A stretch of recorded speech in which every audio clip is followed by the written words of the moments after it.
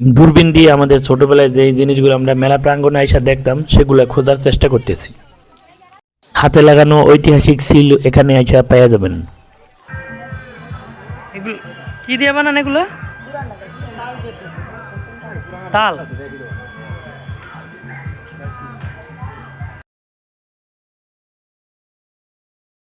আসসালামু আলাইকুম। আমরা আজকে যাচ্ছি মেহেরগঞ্জের ঐতিহাসিক মহিষারের দিগম্বরী বৈশাখী মেলা, যার ইতিহাস 600 বছর বা তারও পুরনো।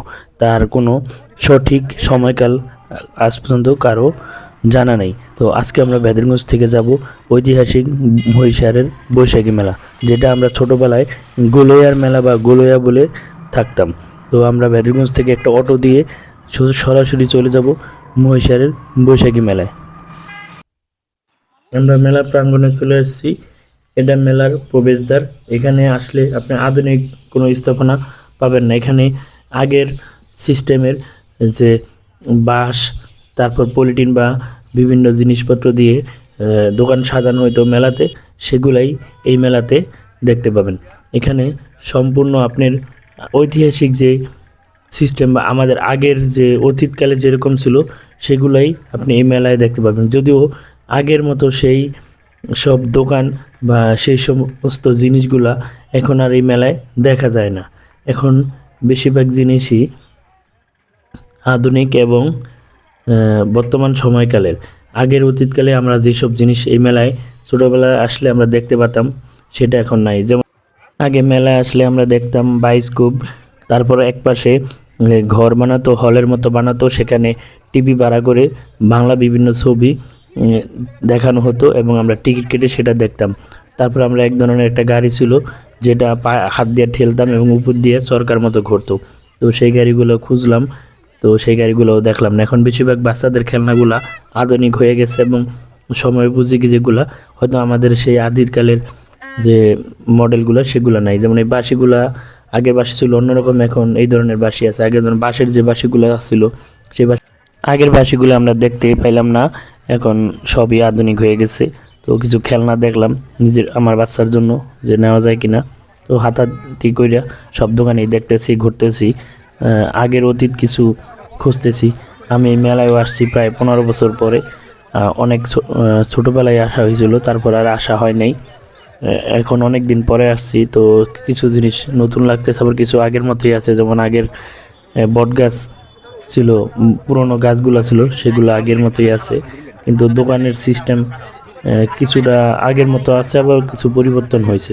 যেমন দোকানে আমরা আগে যেই জিনিসগুলো দেখতাম সেগুলো এখন আর দেখা যায় না, এখন সবই আধুনিক। যেখানে মেয়েদের লোভ লাগানোর মতো আচার আছে, বিভিন্ন পদের আচার নিয়ে বসে আছে কাকায়, বিভিন্ন প্রজাতির সিল। এই সিলগুলো আমরা আগে হাতে মারতাম। এটাই সেই মহিষারের ঐতিহাসিক দিঘি, দিগম্বরী দিঘি, যে দিঘিকে কেন্দ্র করেই গড়ে উঠেছে এই মহিষারের বৈশাখী মেলা। এই দিঘির বয়স আনুমানিক 600 বছরেরও বেশি। হাঁটতে হাঁটতে পেয়ে গেলাম এই হাতের তৈরি কিছু আসবাবপত্র। তো হাতের তৈরি জিনিস সবারই পছন্দ, আমারও পছন্দ। তো তার থেকে কিভাবে বানায় এবং কিভাবে বিক্রি করে সব কিছু জানলাম এবং 3টা জিনিস কিনলাম অল্প টাকাতেই। এবং তার সাথে কথা বলতে বলতে একসময় জানা হলো যে সে বগুড়া থেকে আসছে এবং প্রতি বছর এই বৈশাখী মেলায়, আমাদের এই মহিষার মেলাতে সে চলে আসে। এই হাতের তৈরি জিনিস বিক্রি করে এবং বিক্রি করে আবার মেলা শেষে সে চলে যায়। সে এগুলা তৈরি করে এবং পাইকারি দোকানে সেল করে। দোকানে সেল করার পর দোকান থেকে আবার আমরা ক্রয় করি। তো আমি দোকান থেকে ক্রয় করিনি, আমি ওনার থেকে নিয়েছি, মোটামুটি অল্প দামে পেয়ে গেছি। তো তার থেকে খুঁটিনাটি বিষয় জানা এবং তার থেকে কিছু পণ্য ক্রয় করে আমরা যাব এখন মেলার অন্য দিকে।